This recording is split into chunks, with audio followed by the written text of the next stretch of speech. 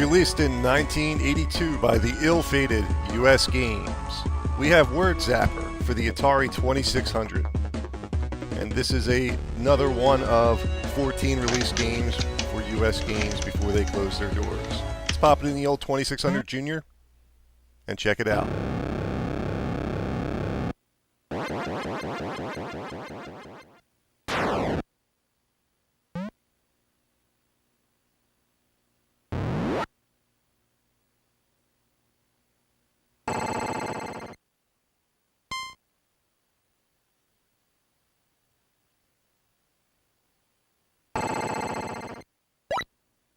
Alright, in case you haven't figured this one out, you control some kind of weird looking spaceship and you shoot a scrolling alphabet to try and spell out a word that they give you in the beginning of the round.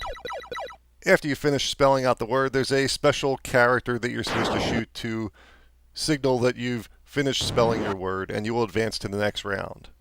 You start off with 99 seconds to spell as many words as you can. I think it's only possible to spell about 3 or 4 of them before you're out of time. And that's about it. There are some objects that are moving from the left and right sides of the screen towards you. They don't kill you per se, they just bump you around a bit to screw with your aim. There is one object I've yet to see in the game called the Doomsday Meteor that will end your game instantly if you get hit by it.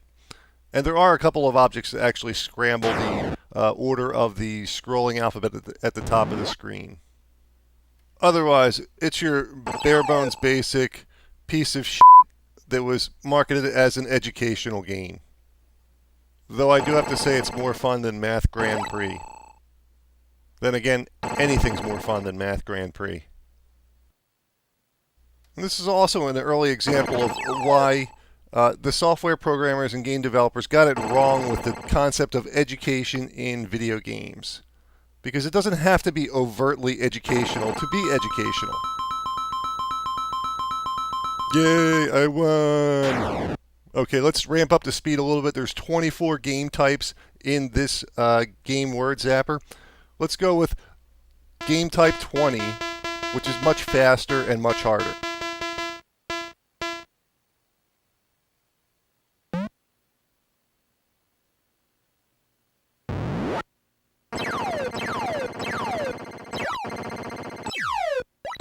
As you can see, the alphabet's scrolling much faster, and it makes it generally much more difficult. The playing field is much more dense with little objects flying at you, trying to throw your aim off or kill you, and what have you.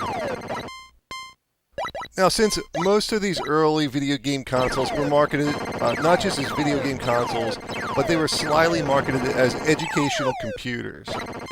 Like the Atari 2600, for example, was marketed as the VCS video computer system. And since they had pretty hefty price tags, they tried their best to appeal to parents that these are not just things and devices for playing games, but they're actually, there is educational learning possibilities with these. It made it much more palatable to parents, frankly, to buy them. Just a shame that the software developers never quite got it right in what it means to be educational in a video game. An educational video game doesn't have to be overtly educational with stupid spelling tests or math equations. A game like Atari's Adventure is actually much more educational than a game like Word Zapper or Math Grand Prix. Because you have to do complex tasks like navigate maps and remember where objects are placed. I mean, that has much more higher educational qualities to it than something as rote as spelling a word that they give you 3 seconds earlier. That's just simply not educational, and I should know, because I am a former educator. That's right, ladies and gentlemen, I was a teacher. Now, it's true I currently am not teaching anymore, but I do have a degree in education, so I know a thing or two about it, and this is not education. I'm Dommy from Classic Games Revisited. Until next time.